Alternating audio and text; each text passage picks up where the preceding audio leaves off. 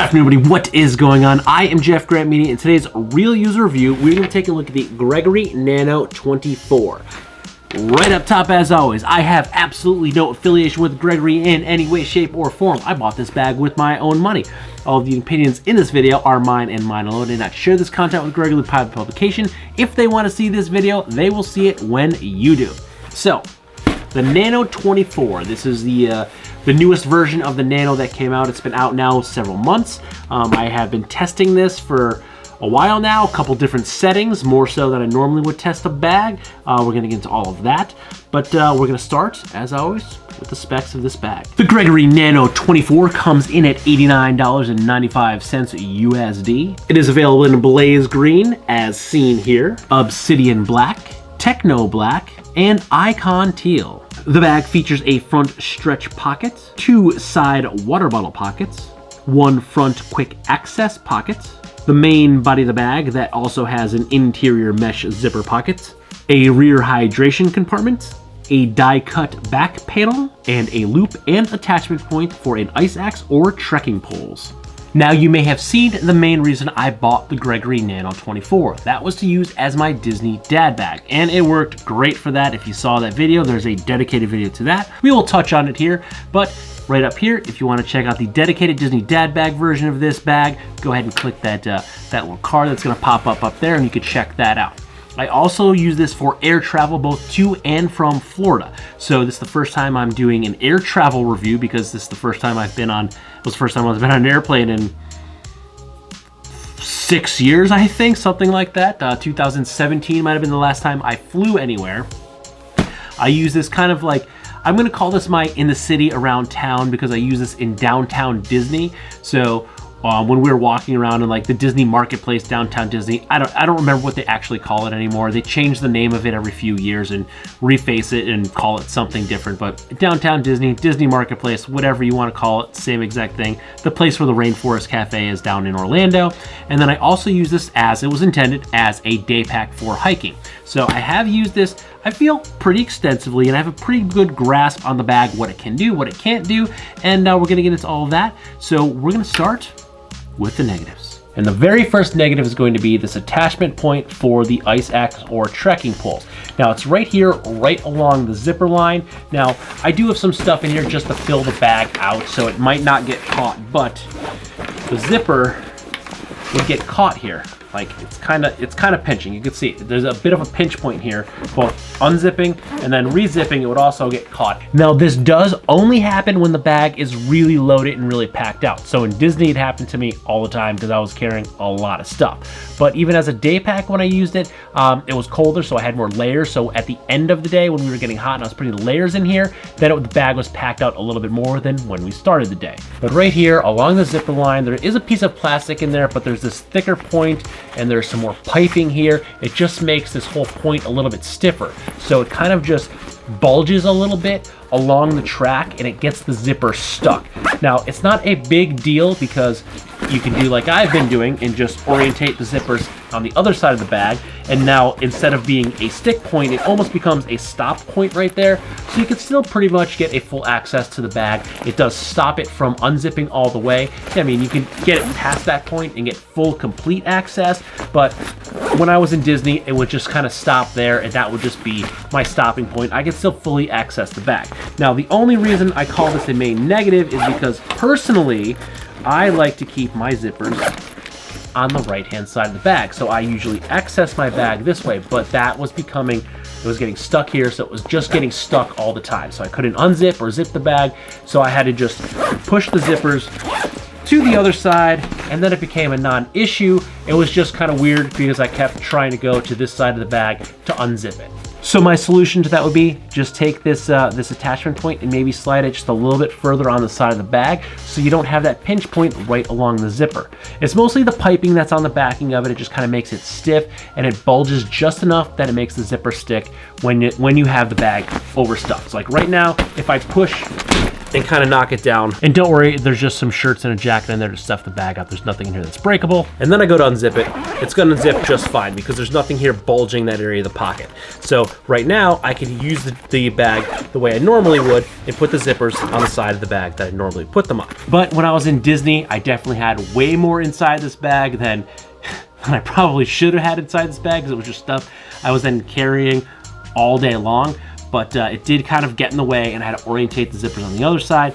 And then again, as a day pack, when I was shedding vests or sweatshirts or gloves and hats, they were going in here, bulking the bag up the top, making it harder to pack out. So pinch point, not the most ideal place for this. You could just simply slide it over, maybe right along this hem here, and then it's a non-issue. My next negative is gonna be this QA pocket right here. While I find it incredibly useful and definitely a necessity on a day pack and a Disney bag, the way that this is designed, it has this V that you can see here, and it definitely narrows at the bottom. So it goes from being like, 6-7 inches wide at the top to being like, 2.5-3 inches wide at the bottom. And it is basically this V here. So it doesn't go any wider. It is that V that is the hem of it. So it definitely gets pretty narrow at the bottom. And you can see I have this tiny little, like a golf pencil in there. That's about all that would fit at the bottom. That is almost the width of the bottom of the bag. So that's about all that you can fit down at the bottom. So when you're kind of just throwing stuff in here, it doesn't quite fit because things kind of start sticking up and they kind of just sit there at random angles. So it makes kind of loading this pocket out a little bit more difficult. So you definitely have to put a little bit more brain power into how you're putting stuff and what you're putting in here than you probably should for a quick access pocket. So my solution to that would be, just make the bottom of the pocket a little bit wider. Gregory could still make this V kind of shape on here if they want to for aesthetics, but they can make it a little bit wider, and then they can make this bottom be, let's say 4, maybe 5 inches wide. So it'll still be a triangle pattern, but you're gonna give your end users a lot more space in here, so you can kind of put more stuff in here, or at least put things in here so they sit a little bit better. Because mostly the quick access pocket, it becomes like a dump pocket. You're just throwing things in and out. Car keys and Disney, where it's throwing like handkerchiefs. Hazel had a battery powered fan that was getting thrown in here. Reusable straws and stuff were thrown in here. So like all these random things would get in here, and they sat in here all funky, and it made it a little harder to find things or to put things in here. Like when I was putting my sunglasses in here at night when it was getting dark, right? I carried a case for them, and I had to put them in the main body of the bag because they weren't sitting nice in here. So just make this pocket a little bit wider at the bottom, and it would just make it way easier to use, and it just be a lot better to use because you could fit a lot more stuff in there a lot more comfortably. And that's it for the negatives. Time for the points of note. And the very first point of note is something that I have been asked quite a bit with this bag and also with the Nano 20, because I did have the Nano 20, and that is, does it fit a 16-inch MacBook Pro? So a 16-inch MacBook Pro would fit in here, but it would just fit, so would not be able to put a padded laptop sleeve in here. And it's just not going down all the way because I still have all of my hiking supplies inside the bag. I just thought about it now, so I want to test it before I forgot. So it would go all the way down, except it's hitting all of my pouches that are inside. So it will fit, just will have zero protection. So I personally would not carry my computer inside the hydration port of the Nano 24 because it's just gonna be bare bones in there with absolutely no protection. But if you have a 10-inch Fire tablet with ease, I would just recommend putting some sort of padding in there, because right now that tablet is sitting at the bottom of the bag, and that's not safe. And my last point of note is going to deal with kind of this top edge of this die cut back panel. For some reason, if I'm like stretching, like when I was in line and I had to stretch my body out, I can feel the edges of the back panel kind of rubbing into my back. Now the strange part is, no matter how I wore this, Disney, travel, hiking, downtown Disney, I didn't feel it while I was just kind of walking around, even if I was bending in like awkward positions. But it was when I was like stretching and trying to like crack my back, I can just feel it rubbing like right up in the top. And it was kind of weird. Like I never felt that with a pack before, like only while I'm like stretching. Now I get it, I'm like articulating my body backwards and stuff, and it's not meant to be worn that way. But even with other backpacks, I've never felt it. It was just kind of weird. It wasn't like annoying. It wasn't discomfort, but I can can just kind of feel it like touching. It wasn't even rubbing, it was just touching. So it was just something weird that I noticed that I had not felt in, I don't think, any other pack. I don't remember ever feeling it like that in any other pack, but I did in the Nano right here. Again, while I was actually wearing it, hiking in it, wearing it in Disney, it was actually really, really comfortable. It felt really, really good to wear all day long, but it was just something weird that I noticed, so I'm gonna pass that information along to you. That's all I got for the points of note. Now we're gonna go into the positives. And my first positive is this stretch pocket. This thing was amazing. I still have some stuff in here. I still have a rain cover, a rain fly, antibacterial wipes. There's a leaf or something in here. Hazel was collecting, it's a helicopter Hazel was collecting when we were out hiking. But this stretch front pocket was phenomenal. This came in so handy in Disney. I put so many things in here, like it really, really stretches. And it did not kind of stretch out and get floppy. And I didn't get any pulls or tears in the material at all. And I had some crazy awkward shaped items in here. Most notably, I had a Sven cup that we bought that we had to buy because my daughter, 5-year-old girl, of course she loves Frozen. We were in Norway in Epcot, we had to buy the Sven cup, and I had that in here, and it had a crazy base, it's a crazy shape, and even the head fell off it a couple times, that ended up inside the bag, but the base and the body, they were crammed in here with everything else. It was just nonsense, it was crammed in here, and it worked out really, really well. And then, because there were 3 of us, even hiking and Disney, me and my wife had water bottles in each of the water bottle pockets, and then we would throw my daughter's water bottle pocket in the front stretch pocket. So, you know, we're throwing the water bottle in there, Disney and hiking, and we're out hiking. She's collecting everything, leaves and rocks and sticks. She carries them for about 30 to 40 seconds, and then they go in the bag, and they've been going in the front stretch pocket. So I've been throwing rocks in here, leaves in here, all sorts of awkward shaped, natural forming things, Sven cups, water bottles, rain flies, and first aid kit was in here. Everything in this stretch front pocket was amazing. It fit everything. It's definitely been pushed past capacity, and I got no rips, no tears, no disformation of the pocket at all. Been really, really great.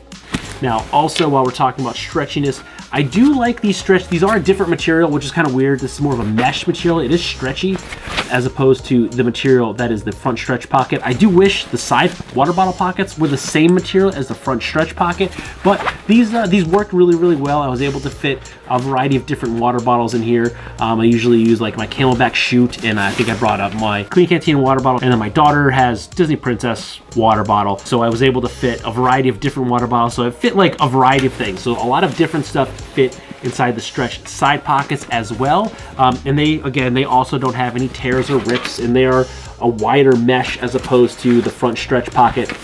And they worked out really, really well. So 2 big positives for me for almost any bag, but definitely any hiking day pack is it's gotta have 2 side water bottle pockets, because there's 3 of us plus the dog. So I definitely carry a lot of water when I'm hiking. So I definitely need those exterior 2 water bottle pockets. And then the front pocket was kind of a bonus. I love this. It should be available. It should be on every single day pack. I think a front stretch pocket or some sort of lashing point to the front, like daisy chaining or something, needs to be on every day pack. It's just one of the best possible features, and I absolutely love it. That's why I went with the Nano 20. The bag itself overall was a little bit too small for me, so I ended up going with the 24, and ended up being perfect for me. Love this bag, and it worked out really, really great. Again, in all of the situations I use it in: Disney, travel, hiking, downtown Disney, I'm gonna call that like my city. I used the Nano 20 in Philadelphia, like the art museum, going through the city and stuff. I didn't do that with this. A lot of kids' birthday parties, not a lot of downtime. That's kind of why I'm rambling a little bit right now. I haven't had any sleep in like 2 months now. Even the weekends, just go, and lots of coffee inside me right now. That's the only thing keeping me vertical. Let's move on. For the next positive, we are going to talk about the back panel once again, and this time we're going to talk about the breathability of this thing. Now, it does have this cool kind of ergonomic shape to it, and we have the cut in it, and it's not overly thick. I'm gonna say, well, that's it right there. We'll say that's maybe about a ½ an inch thick of foam, but this was really, really nice for the heat. Now, we were down in Florida in October. It's not as hot as it is, say, in July or August, but it was still pretty warm down there, and it was still hot. It was still humid, and I'm a sweater, and I was pretty comfortable in this pack all day long. I did sweat some, but not nearly as bad as I thought I was gonna sweat. So the back panel, it actually distributed some of that heat off my body really, really well, and I was comfortable to wear this thing all day long. Not only the back panel is comfortable to wear all day long, the way the bag itself carried on my back, I was really comfortable to wear this all day long. And we put in some long days. We were staying on property, so that meant we could actually get into the parks a little earlier. So we were there for rope drop, and we were there after the sunset. They were long days, and I had this on almost the entire day, and it was great. It felt comfortable to wear. I didn't feel overly fatigued, and then another thing is that this dried really, really quick. We only got caught in like one really bad rainstorm, and I tried to put the rain fly on it, but it was kind of too late. We were already basically wet, and I had anticipated for that, so everything inside that needed to stay dry was already in a plastic bag and whatnot, but we were already getting wet. There was no way around it. I did put the rain fly on a little bit later on. The bag had already gotten kind of wet, but it dried super quick, which was one of the reasons I wanted to go with like a hiking style bag, not only for the comfortability in the front stretch pocket, but because I wanted lighter, thinner materials that I knew would dry quicker if they got wet. Also would be lighter for me to carry all day long around in the heat, as opposed to wearing something like a 1000D GR1 or something like that that would just be heavy. Especially if it got wet, it would just be very heavy and it would take a long time to dry. So it was comfortable to wear all day long, both the back panel and the way the bag carried. It dried really, really fast for me, and the lighter weight materials were really, really nice for me to wear all day long while I was lugging this thing around with all of the stuff that I brought, and then all of the extras that we accumulated every single day at the park. And believe me, there were a lot of extras at the park. Now, hiking, I did accumulate a lot of extras as well, but we're only hiking for about 2 hours. And even though, you know, it was only 2 hours, she collected rocks. So rocks do have, you know, they're dense. There's a little bit of weight to a rock. So even loading this up with leaves and rocks and sticks, it still carried really, really well, even on the hike. And I'm just gonna go ahead and admit this now.